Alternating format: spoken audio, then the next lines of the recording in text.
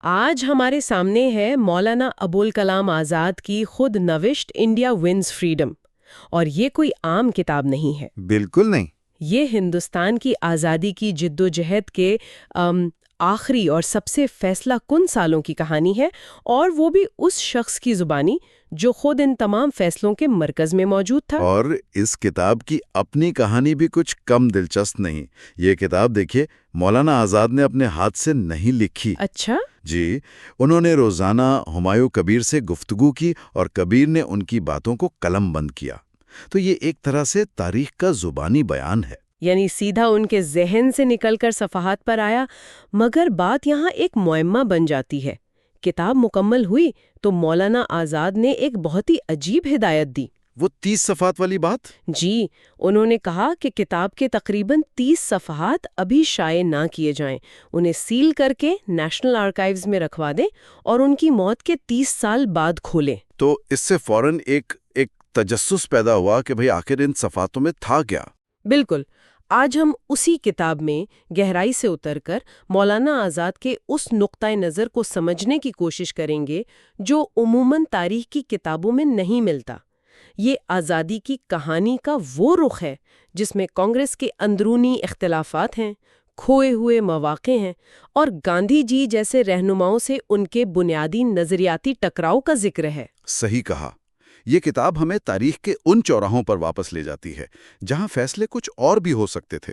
یہ صرف واقعات کا بیان نہیں بلکہ ان فیصلوں کے پیچھے کی سوچ کا تجزیہ ہے۔ تو آئیے اس غیر معمولی شخصیت کو سمجھنے کے لیے ان کی زندگی کے آغاز سے شروع کرتے ہیں۔ ان کا خاندانی پس منظر ہی بہت دلچسپ ہے۔ جی، ان کے آباء و اجداد بابر کے زمانے میں ہرات سے ہندوستان آئے۔ ان کے والد مولانا خیر الدین ایک بہت بڑے عالم تھے۔ اور مولانا آزاد کی اپنی پیدائش بھی ہندوستان میں نہیں ہوئی بلکہ 1888 میں مکہ میں ہوئی۔ اور ان کی پرورش بھی آپ دیکھیں مکمل طور پر ایک روایتی ماحول میں ہوئی۔ ان کے والد مغربی تعلیم کے شدید مخالف تھے۔ سر سید احمد خان کی تحریک کے بھی۔ بالکل۔ انہوں نے مولانا آزاد کی تعلیم کا انتظام گھر پر ہی کیا، جہاں انہیں اسلامی علوم، منطق، فلسفہ یہ سب کچھ پڑھایا گیا۔ اور کمال یہ ہے کہ جو کورس عام طور پر 20-25 سال کی عمر میں مکمل ہوتا ہے، مولانا نے صرف 16 سال کی عمر میں مکمل کر لیا۔ لیکن یہیں سے ان کی زندگی میں ایک زبردست ذہنی بھونچال آیا۔ والد کی مرضی کے خلاف انہوں نے سر سید کی تحریریں پڑھنا شروع کی اور ان کا ذہن جیسے کھل گیا۔ انہیں احساس ہوا کہ وہ ایک بند دنیا میں جی رہے ہیں۔ اسی دوران انہوں نے چھپ کر انگریزی سیکھنے کا فیصلہ کیا۔ یہ ان کے لیے ایک گہرے ذہنی بحران کا دور تھا۔ وہ خود لکھتے ہیں کہ پرانے عقائد ٹوٹ رہے تھے اور نئے راستے ابھی واضح نہیں تھے۔ اور اسی کشمکش میں انہوں نے اپنے لیے آزاد کا تخلص منتخب کیا۔ یہ صرف ایک نام نہیں تھا، یہ ان کی فکری بغاوت کا اعلان تھا۔ بالکل، اور یہی نقطہ ان کی پوری شخصیت اور سیاست کی کنجی ہے نا؟ ایک طرف گہری اسلامی تعلیم اور دوسری طرف مغربی افکار اور جدیدیت کا مطالعہ۔ اس امتزاج نے ہی انہیں ایک منفرد مقام دیا۔ وہ بے وقت ایک عالم دین بھی تھے اور ایک سیکولر قوم پرست بھی۔ اور ان کی سیاست کا آغاز بھی سیدھا انقلابی تحریک سے ہوا۔ 1905 میں لارڈ کارزن نے بنگال کی تقسیم کی، جس کے خلاف پورے ملک میں آگ لگ گئی۔ جی، اس دوران مولانا آزاد بنگال کی خفیہ انقلابی تنظیموں کے رابطے میں آئے، جن میں شری اروندو گھوش جیسے بڑے نام شامل تھے۔ لیکن یہاں مجھے کتاب پڑھتے ہوئے ایک بہت ہی چونکا لینے والی بات معلوم ہوئی۔ وہ یہ کہ اس وقت کی یہ انقلابی تحریکیں تقریباً مکمل طور پر ہندو نوجوانوں پر مشتمل تھیں، اور ان میں سے اکثر شدید مسلم مخالف بھی تھے۔ ہاں، ان کا خیال تھا کہ مسلمان انگریزوں کے پٹھو ہیں اور آزادی کی راہ میں رکاوٹ ہیں۔ وہ مسلمانوں کو اپنی جدوجہد میں شامل کرنے کے سخت خلاف تھے۔ اور جب مولانا آزاد، ایک نوجوان مسلمان عالم، نے ان سے رابطہ کیا اور ان کی تنظیم میں شامل ہونے کی خواہش ظاہر کی تو وہ حیران رہ گئے۔ بالکل، آزاد نے انہیں قائل کرنے کی کوشش کی کہ بھئی آپ کا یہ خیال غلط ہے کہ تمام مسلمان انگریزوں کے حامی ہیں۔ انہوں نے دلیل دی کہ اگر آپ اتنی بڑی آبادی کو الگ تھلگ کر دیں گے تو آزادی کی جنگ جیتیں گے کیسے؟ اور انہوں نے نہ صرف ان کا ذہن بدلا بلکہ بنگال سے باہر شمالی ہندوستان اور بمبئی میں ان انقلابی تنظیموں کی شاخیں قائم کرنے میں کلیدی کردار ادا کیا۔ اگر ہم اسے بڑی تصویر سے جوڑیں تو یہ ابتدائی تجربہ دکھاتا ہے کہ ہندو مسلم خلیج کتنی گہری اور پرانی تھی، اور مولانا آزاد اپنے سیاسی کریئر کے پہلے دن سے ہی اس خلیج کو پاٹنے کی کوشش کر رہے تھے۔ یہ کوشش ان کی پوری سیاست کا محور بن گئی۔ اور یہ کوشش صرف انگریزوں اور ہندوستانیوں کے درمیان نہیں تھی، بلکہ خود کانگریس کے اندر بھی تھی۔ کتاب میں ایسے کئی واقعات ہیں جہاں آزاد کے مطابق کانگریس نے خود اپنے پاؤں پہ کلہاڑی ماری، جیسے بمبئی کا وہ مشہور نریمن واقعہ۔ یہ 1937 کی بات ہے، جب چناؤں کے بعد صوبوں میں حکومتیں بن رہی تھیں۔ بمبئی میں مسٹر کے ایف نریمن کانگریس کے سب سے بڑے لیڈر تھے، ایک پارسی، تو سب کو یقین تھا کہ وہی وزیر اعلیٰ بنیں گے۔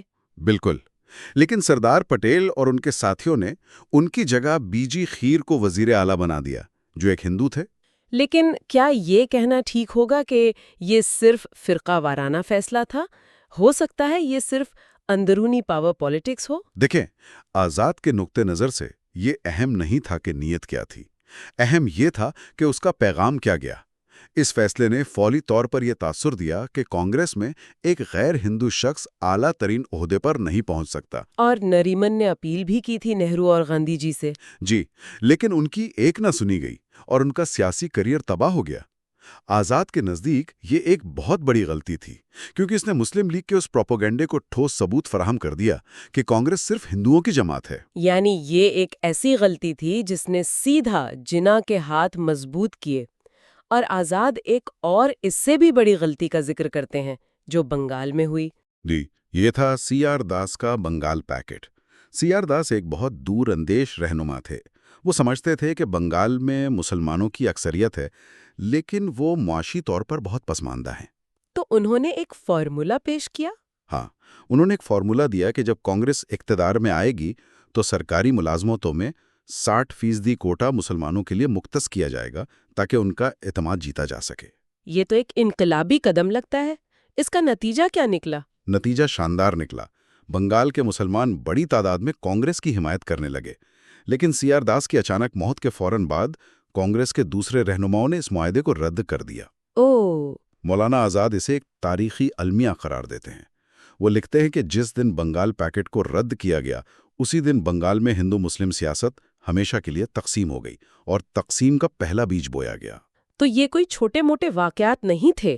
آزاد ایک کیس بنا رہے ہیں، اینٹ سے اینٹ جوڑ کر، کہ کانگریس کی اپنی غلطیوں نے مسلمانوں کو الگ تھلگ کیا اور تقسیم کی راہ ہموار کی۔ بالکل۔ ان کا موقف یہ ہے کہ یہ وہ موڑ تھے جہاں اتحاد کا راستہ چھوڑ کر علیحدگی کا راستہ اختیار کیا گیا۔ اور یہ مسلم لیگ کے پروپیگنڈے کے لیے ثبوت بن گئے۔ جی، جناح اب کہہ سکتے تھے، دیکھو ہم نے کہا تھا کانگریس پر بھروسہ نہیں کیا جا سکتا، اور بمبئی اور بنگال میں انہوں نے یہ ثابت کر دیا۔ اب آتے ہیں دوسری جنگ عظیم پر، جس نے کانگریس کے اندر ایک اور بہت بڑا نظریاتی بحران پیدا کر دیا۔ یہاں مولانا آزاد اور گاندھی جی آمنے سامنے کھڑے تھے۔ جی، جنگ شروع ہوتے ہی مولانا آزاد، جو اس وقت کانگریس کے صدر تھے، کا موقف بہت واضح تھا۔ ان کا کہنا تھا کہ یہ جنگ جمہوریت اور فاشزم کے درمیان ہے۔ تو ہمیں جمہوری طاقتوں کا ساتھ دینا چاہیے، بالکل، لیکن ایک شرط پر، کہ وہ ہندوستان کو فوری آزادی دیں۔ لیکن گاندھی جی کا نقطہ نظر بالکل مختلف تھا۔ گاندھی جی کے لیے یہ سیاسی معاملہ نہیں تھا، یہ ان کے عقیدے کا، ان کے اصول کا معاملہ تھا۔ وہ عدم تشدد کے پیروکار تھے، تو وہ کسی بھی قسم کی جنگ میں حصہ لینے کے خلاف تھے۔ کسی بھی حالت میں، چاہے اس کے بدلے آزادی ہی کیوں نہ مل جائے۔ یہ عملیت پسندی اور اصول پرستی کا ٹکراؤ تھا۔ ایک طرف آزاد تھے جو آزادی کے لیے جنگ میں شرکت کو ایک موقع سمجھ رہے تھے، اور دوسری طرف گاندھی جی جو اسے اپنے بنیادی اصولوں کی خلاف ورزی سمجھتے تھے۔ تو کانگریس ورکنگ کمیٹی میں کیا ہوا؟ کیا باقی رہنما آزاد کے ساتھ تھے؟ شروع میں تو نہرو، سردار پٹیل، راجا جی سب آزاد کے ساتھ تھے۔ وہ سب عملیت پسند تھے، لیکن گاندھی جی کا اثر اتنا زیادہ تھا کہ آہستہ آہستہ وہ سب ان کے دباؤ میں آ گئے۔ اور اسی پس منظر میں 1942 میں کرپس مشن ہندوستان آیا۔ جی، جہاں یہ نظریاتی ٹکراؤ عملی شکل اختیار کر گیا۔ اچھا، تو کرپس مشن پر بات کرتے ہیں۔ یہ امید سے مایوسی تک کا ایک بہت تیز رفتار سفر تھا۔ مارچ 1942 میں سر اسٹیفرڈ کرپس ایک پیشکش لے کر ہندوستان آئے۔ مولانا آزاد نے کانگریس صدر کی حیثیت سے ان سے مذاکرات کیے۔ آزاد لکھتے ہیں کہ پہلی ملاقات بہت شاندار رہی۔ کیا کہا کرپس نے؟ کرپس نے انہیں یقین دلایا کہ جنگ کے دوران وائسرائے کی ایگزیکٹو کونسل ایک مکمل کابینہ کی طرح کام کرے گی اور وائسرائے کا کردار صرف ایک آئینی سربراہ جیسا ہوگا، یعنی اصل طاقت ہندوستانیوں کے ہاتھ میں آ جائے گی۔ یہ تو تقریباً آزادی دینے کے برابر تھا۔ پھر مسئلہ کہاں پیدا ہوا؟ مسئلہ چند دن بعد دوسری ملاقات میں پیدا ہوا۔ آزاد لکھتے ہیں کہ کرپس اب اپنی باتوں سے مکر رہے تھے۔ اب وہ کہہ رہے تھے کہ قانونی طور پر وائسرائے کے اختیارات میں کوئی کمی نہیں آئے گی، یہ تو صرف ایک امید ہوگی کہ وہ کابینہ کے مشورے پر عمل کریں گے۔ یعنی وعدے سے پیچھے ہٹ گئے؟ بالکل۔ آزاد نے فوراً اس تبدیلی کو بھانپ لیا۔ ان کے لیے اصل سوال ایک ہی تھا، کیا طاقت واقعی منتقل ہو رہی ہے یا یہ صرف ایک دکھاوا ہے؟ جب کرپس نے صاف کہہ دیا کہ حتمی فیصلہ وائسرائے کا ہی ہوگا، تو آزاد سمجھ گئے کہ یہ پیشکش کھوکھلی ہے۔ یوں سمجھیں کہ آپ کو گاڑی کی چابیاں تو دے دی جائیں، لیکن کہا جائے کہ اسٹیئرنگ پر ہاتھ ہمارا ہی رہے گا۔ بالکل یہی مثال ہے۔ اور اس میں ایک اور بہت متنازع شق تھی، وہ یہ کہ جنگ کے بعد بننے والی انڈین یونین میں صوبوں کو یہ اختیار ہوگا کہ وہ چاہیں تو شامل نہ ہوں اور اپنی الگ حیثیت برقرار رکھیں۔ اس پر تو گاندھی جی بھڑک اٹھے ہوں گے۔ بالکل، انہوں نے اسے ہندوستان کو تقسیم کرنے کی پہلی سرکاری کوشش قرار دیا۔ تو ایک طرف آزاد کو اختیارات کی عدم منتقلی پر اعتراض تھا اور دوسری طرف گاندھی جی کو تقسیم کے امکان پر۔ ان دو وجوہات کی بنا پر کانگریس نے کرپس مشن کو مسترد کر دیا۔ اور اس ناکامی نے ہندوستان کی سیاست میں ایک بہت بڑا خلا پیدا کر دیا۔ اسی خلا سے کوئٹ انڈیا تحریک نے جنم لیا، جو آزاد اور گاندھی جی کے درمیان شاید سب سے بڑے اختلاف کا سبب بنی۔ کرپس مشن کی ناکامی کے بعد گاندھی جی بہت مایوس اور غصے میں تھے۔ ان کا رویہ بدل گیا۔ اب وہ کہہ رہے تھے کہ ہمیں انگریزوں کے خلاف فوری طور پر ایک بڑی عوامی تحریک شروع کرنی چاہیے، جبکہ مولانا آزاد نے اس کی شدید مخالفت کی۔ جی، ان کی دلیل بہت عملی تھی۔ انہوں نے کہا کہ اس وقت جاپانی فوج ہندوستان کی سرحد پر کھڑی ہے، ایسے میں ملک کے اندر ایک بڑی تحریک شروع کرنا، افراتفری پھیلانا ایک بہت بڑی اسٹریٹجک غلطی ہوگی۔ یہ تو دشمن کو دعوت دینے کے مترادف ہے۔ بالکل، آزاد نے ایک طرح سے پیشین گوئی کی تھی کہ اس کا نتیجہ کیا نکلے گا۔ انہوں نے گاندھی جی سے کہا، جس دن آپ تحریک کا اعلان کریں گے، حکومت آپ سمیت تمام بڑے رہنماؤں کو گرفتار کر لے گی۔ قیادت کے بغیر عوام پرتشدد ہو جائیں گے اور ملک میں افراتفری پھیل جائے گی۔ اور ہوا بھی وہی۔ 8 اگست 1942 کو بمبئی میں کوئٹ انڈیا کی قرارداد منظور ہوئی۔ اور 9 اگست کی صبح سویرے مولانا آزاد سمیت پوری کانگریس ورکنگ کمیٹی کو گرفتار کر کے احمد نگر کے قلعے میں قید کر دیا گیا۔ اور یہ قید صرف سیاسی نہیں تھی، یہ ان کے لیے ایک ذاتی عالمیہ بھی بن گئی۔ جی، کتاب میں وہ لکھتے ہیں کہ جب انہیں اپنی اہلیہ کی شدید بیماری کی خبر ملی تو وہ کس قدر بے بس تھے۔ پھر ان کی اہلیہ کا انتقال ہو گیا۔ انہوں نے حکومت سے درخواست کی کہ انہیں جنازے میں شرکت کی اجازت دی جائے، لیکن انہیں اجازت نہیں ملی۔ یہ تفصیل ہمیں یاد دلاتی ہے کہ یہ لوگ صرف سیاسی شخصیات نہیں تھے، انسان بھی تھے، جنہیں اس جدوجہد میں بڑی ذاتی قیمت چکانی پڑی۔ قید کے ان 3 سالوں میں ہندوستان کی سیاست بھی بدل گئی۔ آزاد کا سب سے بڑا ڈر سچ ثابت ہوا۔ بالکل، آزاد اپنی کتاب میں اس حکمت عملی کا بہت تنقیدی جائزہ لیتے ہیں۔ ان کا کہنا ہے کہ کوئٹ انڈیا تحریک نے کانگریس کے تمام رہنماؤں کو جیل میں ڈال کر سیاسی میدان کو بالکل خالی چھوڑ دیا۔ اور اس خلا کو مسلم لیگ نے پر کیا۔ بہت کامیابی سے۔ جب کانگریس کے رہنما جیلوں میں تھے، جناح اور مسلم لیگ پورے ہندوستان میں پاکستان کا پیغام پھیلا رہے تھے اور اپنی پوزیشن مضبوط کر رہے تھے۔ آزاد کے نزدیک یہ ایک ایسی سیاسی غلطی تھی جس نے تقسیم کو تقریباً یقینی بنا دیا۔ اور رہائی کے بعد جب گاندھی جی نے جناح سے ملاقات کی تو آزاد نے اسے بھی ایک غلطی قرار دیا۔ ایسا کیوں؟ کیونکہ آزاد کا ماننا تھا کہ اس وقت تک جناح کی سیاسی اہمیت کم ہو چکی تھی، لیکن جب گاندھی جی خود ان سے ملنے گئے تو اس نے جناح کو دوبارہ ہندوستان کی مسلم سیاست کا واحد نمائندہ بنا دیا۔ اس نے جناح اور مسلم لیگ کو وہ سیاسی وقار دیا جس کی انہیں اشد ضرورت تھی۔ وہ اسے ایک بڑی سیاسی غلطی کہتے ہیں؟ جی۔ تو اگر ہمیں ساری گفتگو کو سمیٹیں تو انڈیا ونز فریڈم آزادی کی وہ کہانی سناتی ہے جو سرکاری تاریخ سے بہت مختلف ہے۔ یہ اندر کے آدمی کی کہانی ہے جو کہتا ہے کہ تقسیم ناگزیر نہیں تھی، بلکہ یہ کانگریس اور اس کی قیادت کی طرف سے کی گئی غلطیوں کی ایک سیریز کا نتیجہ تھی۔ بالکل، ان کا بنیادی پیغام یہی ہے کہ اتحاد کے کئی موقع تھے، جیسے سیار داس کا بنگال فارمولا، جنہیں گنوایا گیا۔ کئی فیصلے تھے، جیسے نیرمن واقعہ یا کوئٹ انڈیا تحریک، جنہوں نے نادانستہ طور پر تقسیم کی راہ ہموار کی۔ اور یہ ہمیں اس سوال پر واپس لاتا ہے جس سے ہم نے شروعات کی تھی، وہ 30 سیل شدہ صفحات۔ جب 1988 میں وہ صفحات شائع ہوئے تو ان میں کیا تھا؟ ان صفحات میں بنیادی طور پر نہرو اور سردار پٹیل پر مزید سخت اور ذاتی تنقید تھی۔ انہوں نے بتایا کہ کس طرح کابینہ مشن پلان، جو متحدہ ہندوستان کا آخری موقع تھا، نہرو کے ایک غیر ذمہ دارانہ بیان کی وجہ سے ناکام ہوا۔ اچھا۔ وہ لکھتے ہیں کہ پٹیل تقسیم کے خیال کو قبول کرنے والے اولین کانگریسی رہنماؤں میں سے ایک تھے، تو ان صفحات نے اس تنقید کو مزید واضح کر دیا۔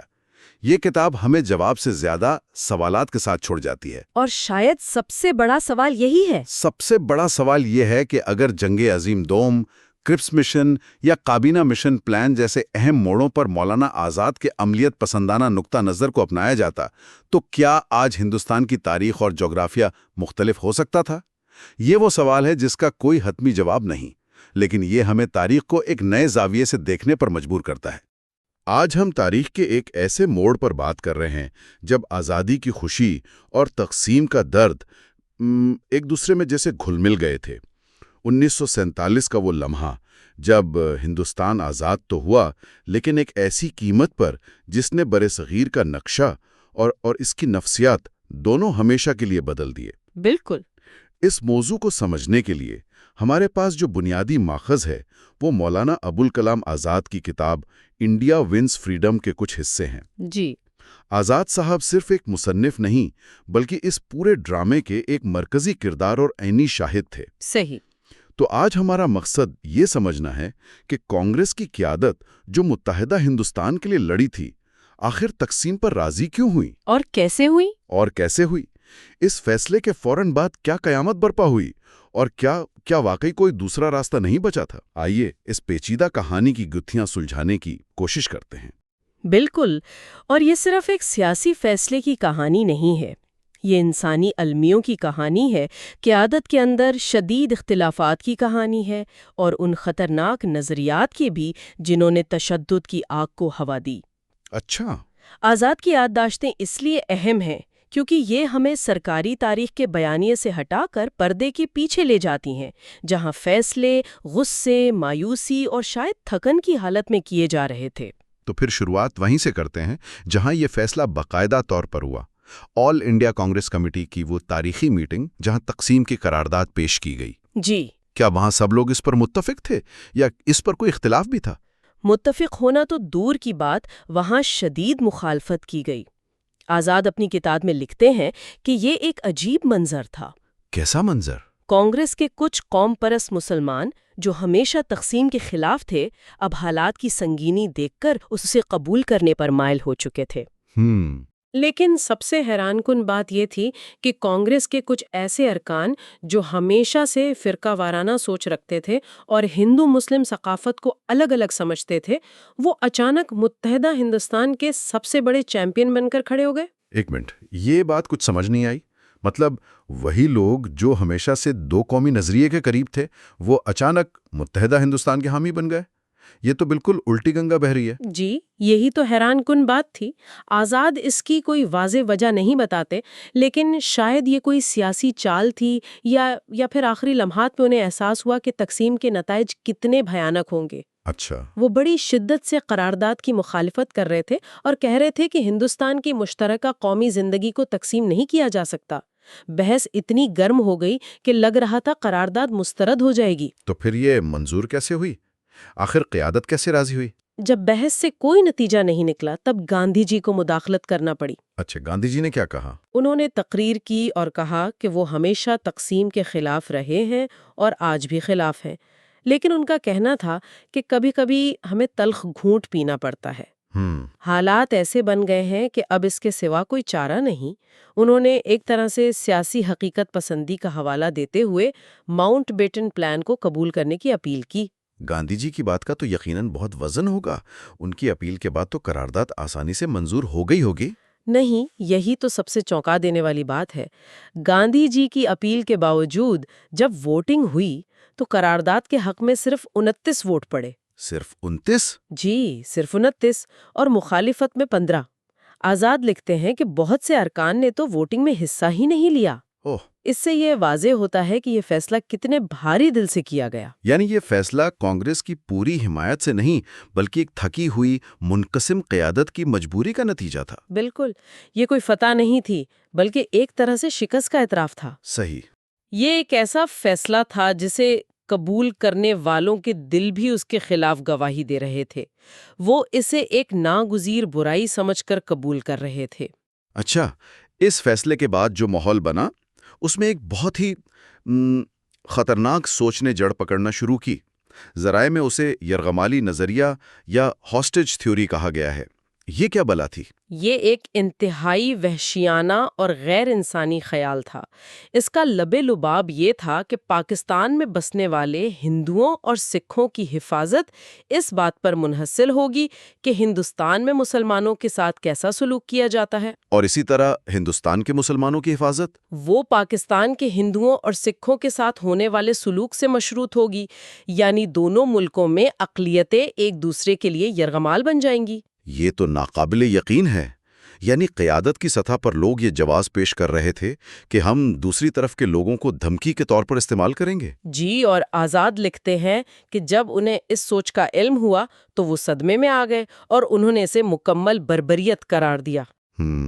کتاب میں ذکر ہے کہ سندھ سے آنے والے کانگریس کے کچھ ارکان کو نجی طور پر ایسی یقین دہانیاں کرائی گئیں کہ اگر پاکستان میں ان کے ساتھ کچھ برا ہوا تو فکر نہ کریں، ہندوستان میں مسلمانوں سے بدلہ لیا جائے گا۔ اور اس نظریے کا عملی نتیجہ کیا نکلا؟ کیا یہ صرف باتیں ہی تھیں یا؟ آزاد کے مطابق تقسیم کے بعد جو خون کے دریا بہے ان کی جڑ میں یہی سوچ تھی۔ وہ بنگال کے ایک کانگریسی رہنما کرن شنکر رائے کی مثال دیتی ہیں، جنہوں نے اس خطرے سے خبردار کیا تھا۔ انہوں نے کیا کہا تھا؟ انہوں نے کہا تھا کہ اگر یہ سوچ پھیلی تو پاکستان میں ہندوؤں اور ہندوستان میں مسلمانوں کے منظم قتل عام کا باعث بنے گی، لیکن لوگوں نے ان کا مذاق اڑایا اور کہا کہ یہی پاکستان میں ہندوؤں کی حفاظت کو یقینی بنانے کا واحد عملی راستہ ہے۔ اور افسوس کہ ان کے خدشات سچ ثابت ہوئے، حرف بحرف سچ ثابت ہوئے۔ اچھا، یہ تو نظریاتی سطح پر ایک خطرناک سوچ پنپ رہی تھی، لیکن عملی طور پر جب ملک کو کاغذ پر بانٹا جا رہا تھا، فوج، سرکاری محکمے، اثاثے، تو وہاں کیا چیلنجز سامنے آئے؟ یہ ایک اور محاذ تھا جہاں آزاد کے مطابق بہت بڑی غلطیاں کی گئیں۔ انہوں نے فوج کو متحد رکھنے کی بھرپور وکالت کی تھی۔ اچھا، ان کا ماننا تھا کہ اگر فوج کو فرقہ وارانہ بنیادوں پر نہ بانٹا جاتا تو یہ ایک مضبوط اور غیر جانبدار قوت کے طور پر فسادات کو روک سکتی تھی۔ تب تک فوج میں فرقہ واریت نہیں پھیلی تھی اور وہ حکم پر عمل کرتی۔ یہ تو بہت منطقی بات لگتی ہے۔ ایک متحدہ فوج دونوں نئی حکومتوں کے لیے امن و امان قائم رکھ سکتی تھی، تو پھر اس تجویز کو مانا کیوں نہیں گیا؟ آزاد لکھتے ہیں کہ انہیں سب سے زیادہ حیرت اور مایوسی اس وقت ہوئی جب عدم تشدد کے حامی رہنما جیسے ڈاکٹر راجندر پرساد ان کی شدید مخالفت کی۔ انہوں نے مخالفت کی؟ جی، ان کا اصرار تھا کہ اگر ملک 2 ریاستوں میں تقسیم ہو رہا ہے تو فوج ایک دن کے لیے بھی متحد نہیں رہ سکتی۔ آخرکار فوج کو مسلم اور غیر مسلم کی بنیاد پر تقسیم کر دیا گیا۔ اور اس سے آزاد کے الفاظ میں اس طرح فرقہ واریت کا زہر اس ادارے میں بھی داخل ہو گیا جو اب تک اس سے پاک تھا۔ اور شاید اسی دن سے دونوں ملکوں کے درمیان فوجی مسابقت کی بنیاد پڑ گئی، جس کا اثر آج 75 سال بعد بھی نظر آتا ہے۔ سرکاری ملازمتوں کا کیا ہوا؟ کیا وہاں بھی ایسی ہی تقسیم ہوئی؟ جی، بالکل وہی ہوا۔ آزاد چاہتے تھے کہ سرکاری ملازمین اپنے اپنے صوبوں میں ہی رہیں، چاہے ان کا مذہب کچھ بھی ہو۔ اس سے انتظامی ڈھانچہ مستحکم رہتا ہے نا؟ جی، اور اقلیتوں کو تحفظ کا احساس ہوتا۔ لیکن یہاں بھی یہ فیصلہ ہوا کہ تمام ملازمین کو اختیار دیا جائے گا کہ وہ ہندوستان یا پاکستان میں سے کسی ایک کا انتخاب کر لیں۔ اور مسلم لیگ کا اس پر کیا رد عمل تھا؟ کیا انہوں نے ملازمین کو اپنی مرضی سے فیصلہ کرنے دیا؟ آزاد کے مطابق مسلم لیگ نے اس معاملے میں ایک احمقانہ اور نقصان دہ رویہ اپنایا۔ مطلب؟ انہوں نے تمام مسلمان آفیسروں پر پاکستان جانے کے لیے شدید دباؤ ڈالا، یہاں تک کہ جو ہندوستان میں رہنا چاہتے تھے انہیں دھمکیاں دی گئیں کہ پاکستان میں ان کے خاندانوں اور جائیدادوں کو نقصان پہنچایا جائے گا۔ یعنی ایک طرح سے انہیں مجبور کیا گیا۔ جی، اس سے نہ صرف ان افسران کو ذاتی نقصان ہوا بلکہ ایک اور بڑا نقصان بھی ہوا۔ اس پالیسی کا غیر ارادی نتیجہ یہ نکلا کہ ہندوستان میں رہ جانے والے کروڑوں مسلمانوں کی قیادت اور انتظامی ڈھانچے میں ان کی نمائندگی دونوں ہی کمزور پڑ گئیں، کیونکہ تجربہ کار افسران کی ایک بڑی تعداد پاکستان چلی گئی۔ بالکل، جس سے یہاں ایک خلا پیدا ہو گیا۔ تو ایک طرف انتظامیہ مفلوج تھی، نظریات زہریلے ہو چکے تھے، اور دوسری طرف دہلی میں انسانیت کا قتل عام ہو رہا تھا۔ ایسے میں سب کی نظریں ایک ہی شخص پر تھیں۔ گاندھی جی اس وقت کہاں تھے اور کیا کر رہے تھے؟ آزادی کی خوشی چند ہی دنوں میں خوف اور مایوسی میں بدل چکی تھی۔ خاص طور پر دہلی میں حالات انتہائی خراب تھے۔ پنجاب سے آنے والی قتل و غارت کی خبروں کے بعد یہاں بھی مسلمانوں پر منظم حملے شروع ہو گئے۔ آزاد کے مطابق انتظامیہ مکمل طور پر ناکام نظر آ رہی تھی، کیونکہ افسران خود سردار پٹیل اور جواہر لال نہرو کے کیمپوں میں بٹے ہوئے تھے۔ اچھا، یعنی آپس میں ہی اختلاف تھا۔ جی، ایک بڑا گروہ سردار پٹیل کو خوش کرنے والے اقدامات کر رہا تھا، جبکہ ایک چھوٹا گروہ نہرو کے احکامات پر عمل کرنے کی کوشش کر رہا تھا۔ اس اختلاف کی کوئی ٹھوس مثال جس سے اندازہ ہو کہ صورتحال کتنی خراب تھی؟ کتاب میں ایک بہت ہی چشمکش واقعہ بیان کیا گیا ہے۔ کابینہ کی میٹنگ میں سردار پٹیل، جو وزیر داخلہ تھے، نے یہ نظریہ پیش کیا کہ دہلی کے مسلمانوں نے ہندوؤں اور سکھوں پر ایک بڑا حملہ کرنے کے لیے خفیہ طور پر ہتھیار جمع کیے ہیں۔ اور ثبوت کے طور پر؟ ثبوت کے طور پر انہوں نے کابینہ کے سامنے کچھ ہتھیار پیش کیے۔ ان میں کیا تھا؟ زنگ آلودہ کچن کی چھریاں، قلم تراش اور پرانی باڑوں سے نکالی گئی لوہے کی سلاخیں۔ یہ ہتھیار تھے؟ جی، لارڈ ماؤنٹ بیٹن نے ان چیزوں کو اٹھایا اور مسکراتے ہوئے طنزیہ انداز میں کہا کہ جن لوگوں نے ان چیزوں سے دہلی فتح کرنے کا منصوبہ بنایا ہے، ان کی فوجی حکمت عملی کمال کی ہوگی۔ اس سے تو قیادت کے درمیان عدم اعتماد کا اندازہ ہوتا ہے۔ بالکل، سب اپنی آنکھوں سے دیکھ رہے تھے۔ گاندھی جی شدید ذہنی اذیت میں تھے۔ وہ دیکھ رہے تھے کہ ان کے اپنے ساتھی مسلمانوں کی حفاظت کرنے میں ناکام ہو رہے ہیں۔ آخر کار انہوں نے اپنا آخری اور سب سے طاقتور ہتھیار استعمال کرنے کا فیصلہ کیا۔ بھوک ہڑتال؟ جی، دلی میں امن قائم ہونے تک بھوک ہڑتال۔ کتاب میں واضح طور پر لکھا ہے کہ یہ ہڑتال دراصل سردار پٹیل کے رویے کے خلاف تھی، جو وزیر داخلہ ہونے کی حیثیت سے دہلی کے حالات کے براہ راست ذمہ دار تھے۔ کیا گاندھی جی اور سردار پٹیل کے درمیان اس معاملے پر براہ راست کوئی بات ہوئی؟ جی، ایک بہت تلخ مکالمہ ہوا جس کا ذکر کتاب میں ہے۔ پٹیل نے گاندھی جی پر الزام لگایا کہ وہ اپنی بھوک ہڑتال سے دنیا کے سامنے ہندوؤں کا نام بدنام کر رہے ہیں۔ انہوں نے یہاں تک کہا کہ مسلمانوں کو کوئی شکایت نہیں ہونی چاہیے۔ گاندھی جی نے دکھ بھرے لہجے میں جواب دیا کہ وہ اپنی آنکھوں اور کانوں پر یقین کیسے نہ کریں۔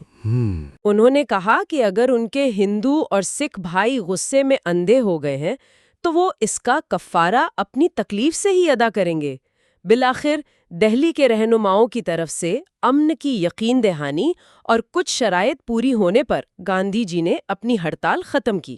ہڑتال تو ختم ہو گئی، لیکن کیا نفرت کی وہ آگ بجھ گئی تھی جو پورے شہر میں پھیلی ہوئی تھی؟ بالکل نہیں۔ بھوک ہڑتال نے وقتی طور پر تشدد کو روک دیا، لیکن گاندھی جی کے خلاف ایک مخصوص ہندو گروہ کی نفرت اور بڑھ گئی۔ اچھا۔ وہ کھلے عام ان پر ہندوؤں کے مفادات کو نقصان پہنچانے کا الزام لگاتے تھے۔ کچھ ہی دنوں بعد ان کی پرارتھنا سبھا پر بم سے حملہ ہوا۔ یہ ایک واضح وارننگ تھی؟ اس حملے کے بعد تو ان کی سیکیورٹی سخت کر دی گئی ہوگی۔ آزاد لکھتے ہیں کہ حیران کن طور پر ایسا نہیں ہوا۔ یہ ایک ناقابل معافی غفلت تھی جس کی ذمہ داری سے وزیر داخلہ بچ نہیں سکتے۔ اور پھر 30 جنوری 1948 کو وہی ہوا جس کا ڈر تھا۔ گاندھی جی کو قتل کر دیا گیا۔ آزاد کے الفاظ میں یہ صرف ایک شخص کا قتل نہیں تھا، بلکہ ایک پورے نظریے اور ایک پورے دور کا خاتمہ تھا۔ تو آخر میں مصنف اس پورے عالمیے کا کیا نتیجہ اخذ کرتی ہیں؟ کیا تقسیم نے وہ مسائل حل کیے جن کے لیے اسے جواز بنایا گیا تھا؟ آزاد کا تجزیہ بہت واضح اور ٹوک ہے۔ ان کا خیال ہے کہ تقسیم نے فرقہ وارانہ مسئلے کو حل نہیں کیا بلکہ اسے مزید شدید، پیچیدہ اور مستقل بنا دیا ہے۔ یعنی مسئلہ اور بڑھ گیا۔ جی، اس نے دو ایسے ممالک کو جنم دیا جو ایک دوسرے کو شک اور نفرت کی نگاہ سے دیکھتے ہیں اور اپنے محدود وسائل عوام کی فلاح و بہبود کے بجائے دفاع پر خرچ کرتے ہیں۔ وہ اسے ایک ایسا فیصلہ قرار دیتی ہیں جس نے بر صغیر کے مسلمانوں کی پوزیشن کو مجموعی طور پر کمزور کیا۔ پاکستان کے بننے سے ہندوستان میں رہ جانے والے کروڑوں مسلمان ایک چھوٹی اور کمزور اقلیت بن گئے، اور پاکستان میں بھی اقتدار ان لوگوں کے ہاتھ آیا جن کا آزادی کی جدوجہد میں کوئی خاص کردار نہیں تھا۔ تو آج کی اس گفتگو سے یہ واضح ہوتا ہے کہ تقسیم کا فیصلہ نہ تو آسان تھا اور نہ ہی متفقہ۔ بالکل نہیں۔ یہ قیادت کے اندر گہرے اختلافات، سیاسی مجبوریوں، مایوسی اور یہاں تک کہ ذاتی رنجشوں کا نتیجہ تھا۔ اور آزاد کی نظر میں یہ ایک تاریخی غلطی تھی۔ وہ اس یقین کا اظہار کرتی ہیں کہ اگر تھوڑی اور ثابت قدمی دکھائی جاتی اور کیبنٹ مشن پلان کو نہ چھوڑا جاتا تو برصغیر کا مستقبل کہیں زیادہ محفوظ اور شاندار ہو سکتا تھا۔ اور یہ کیبنٹ مشن پلان صرف یاد دہانی کے لیے وہی تھا جس میں ہندوستان کو متحد رکھتے ہوئے صوبوں کو بہت زیادہ اختیارات دینے کی تجویز تھی تاکہ مسلم اکثریتی علاقوں کے خدشات بھی دور ہو جائیں۔ جی بالکل، ایک 3 سطحی وفاقی ڈھانچہ جس میں مرکز کے پاس صرف دفاع، خارجہ امور اور مواصلات جیسے اہم شعبے ہوتے۔ آزاد کا ماننا تھا کہ وہ ایک قابل عمل حل تھا جسے جلد بازی میں چھوڑ دیا گیا۔ کتاب کے آخر میں مصنف اپنی بات ایک سوال پر ختم کرتے ہیں جو آج بھی ہمارے لیے بہت اہم ہے۔ انہوں نے لکھا، صرف تاریخ ہی فیصلہ کرے گی کہ ہم نے تقسیم کو قبول کر کے دانش مندی کا ثبوت دیا یا نہیں۔ اس واقعے کو 75 سال سے زیادہ ہو چکے ہیں۔ شاید اب ہم اس سوال کا جواب دینے کی بہتر پوزیشن میں ہیں۔ تاریخ نے ہمیں اس فیصلے کے بارے میں کیا سکھایا ہے؟ کیا اس نے مسائل حل کیے یا نئے اور زیادہ پیچیدہ مسائل کو جنم دیا؟ جی، یہ وہ سوال ہے جس پر سوچنا ہر اس شخص کے لیے ضروری ہے جو اس خطے کے حال اور مستقبل کو سمجھنا چاہتا ہے۔